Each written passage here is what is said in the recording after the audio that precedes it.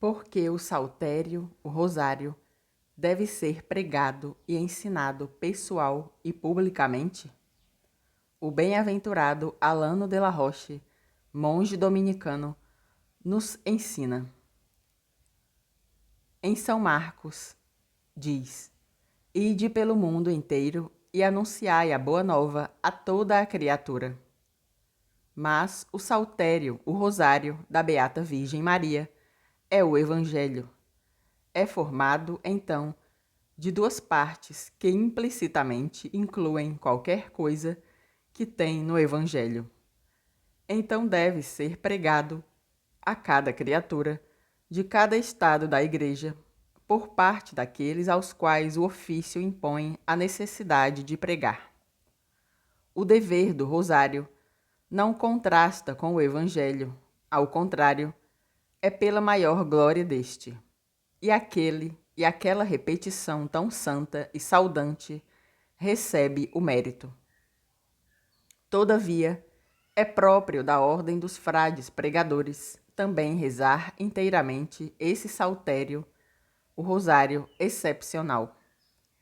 E esse pelo cargo, o nome, o ensinamento e o exemplo do Santo Patriarca São Domingos, o qual, como foi revelado por ele mesmo, empregou nesta extraordinária obra a maior parte dos seus esforços, conhecimentos e ensinamentos.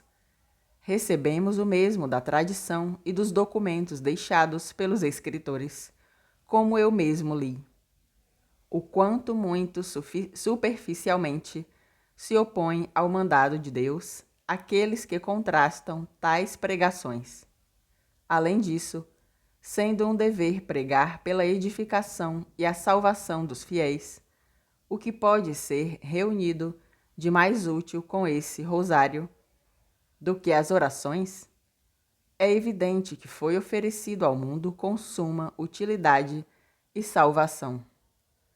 Confrontamos alternativamente a atividade das pregações e o empenho do saltério, o rosário. Visto que a oração serve como medicina das almas, então estes evangelhos são os 2 beatos fascículos da obra de Deus, por isso devem ser pregados. A pregação deve iluminar? Eis aqui 2 luzes. Deve-se fazer progredir a Igreja nas virtudes? Eis essas ajudas e encorajamentos. Deve-se erradicar os vícios? Eis esses 2 sacros instrumentos. Deve-se reforçar a fé? Eis aqui os 2 primeiros fundamentos da mesma. Deve-se acender as almas contra o demônio, o mundo, a carne, para levantá-las a Deus?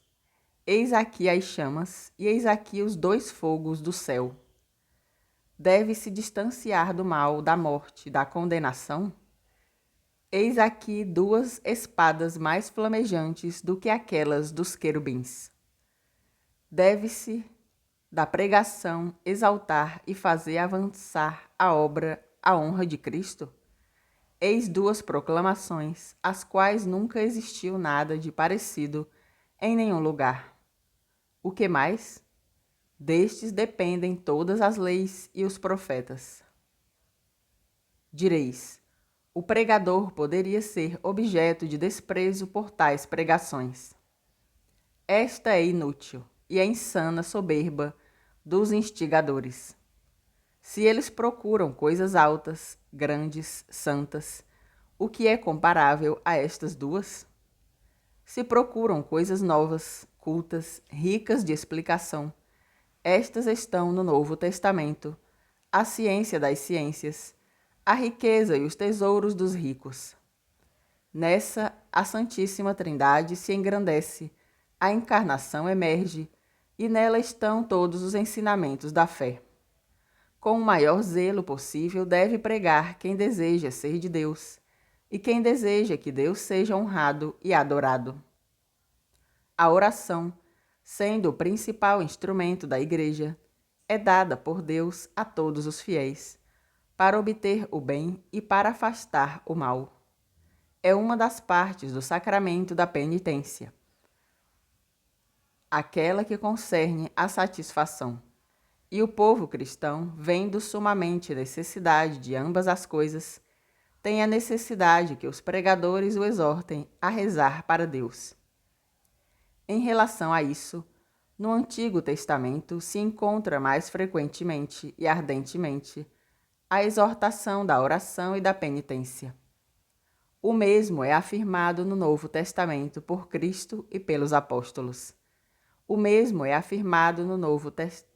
A Igreja, por não possuir outras informações, repete com assiduidade as coisas deixadas a ela.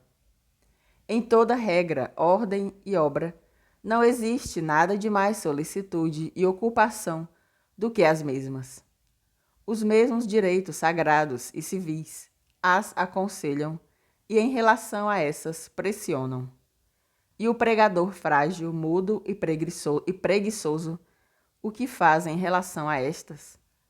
Os santos, quanto mais perfeitos e admiráveis surgiram, com mais familiaridade recorreram à oração, sem nunca terem realizado milagres sem essas.